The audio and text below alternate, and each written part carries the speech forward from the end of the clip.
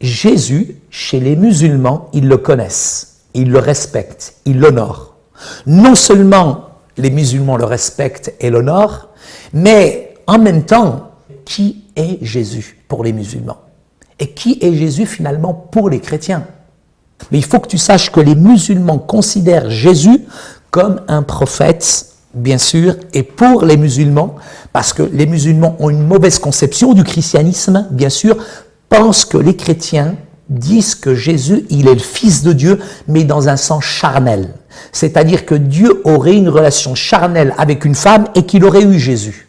Le Coran nous dit qu'il n'a jamais péché, qu'il n'a jamais menti. Il y a certains hadiths du Coran qui nous disent que même, je dirais, le péché l'a pas effleuré.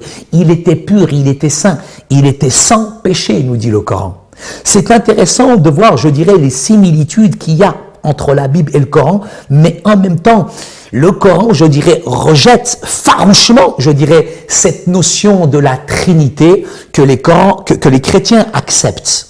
Parce que dans la culture musulmane, c'est contraire, je dirais, à la nature sémitique. Comment Dieu peut-il avoir un fils? Comment Dieu peut-il être en trois personnes? Puisqu'il n'y a qu'un seul Dieu, Allahu Ahad, lam yalid wa lam yulad. Et c'est-à-dire que Dieu n'a pas enfanté, il n'a pas été enfanté. Mais il est important d'expliquer aux musulmans justement que, bien sûr, c'est pas un engendrement qui est charnel, mais c'est un engendrement qui est spirituel. C'est là où finalement cette question de la Trinité, qui est plutôt une triade dans le Coran, puisque la Trinité coranique et biblique sont diamétralement opposées, la Trinité coranique, c'est Dieu, Marie et Jésus. Alors que notre Sainte Trinité, je ressemble plus à une Trinité, Dieu en trois personnes. Il est le Père, le Fils et le Saint-Esprit. Jésus nous dit dans sa parole, baptisez-le au nom du Père, du Fils et du Saint-Esprit. Celui qui a vu le Père, c'est Jésus qui l'a dit, a vu moi-même.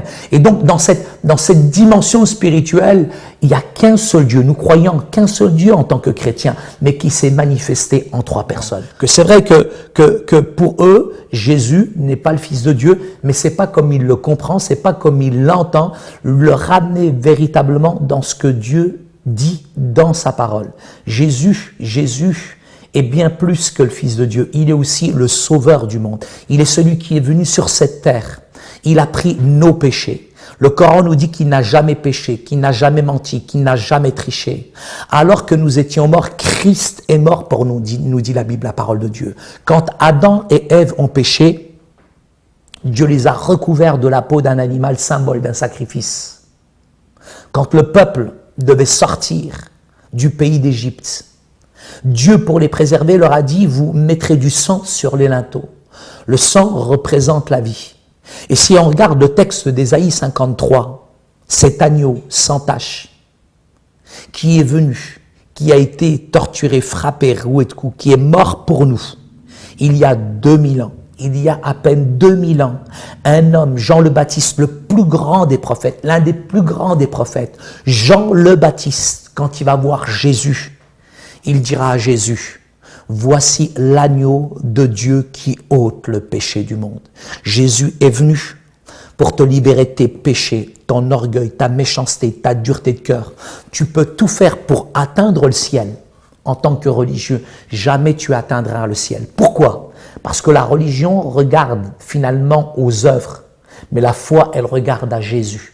La religion blanchit la surface, mais la puissance de l'évangile, Véronique, transforme l'intérieur du cœur. La religion, quelle que soit la religion, les plus belles religions vont prendre l'individu, vont le laisser tel qu'il est. Mais quand Jésus, Yahshua al-Masih, qui est esprit et vie, l'agneau de Dieu, quand il vient dans un cœur, il fait toi ce que tu dois être. En arabe, le mot Messie, ça veut dire msah, c'est celui qui efface. Mais le mot Messie en arabe aussi veut dire celui qui est oint. Jésus, il a été oint pour te libérer, pour te transformer, pour te guérir et pour te donner la vie éternelle. Jésus est venu aussi pour donner la vie éternelle à nos amis musulmans. Que Dieu te bénisse, Véronique.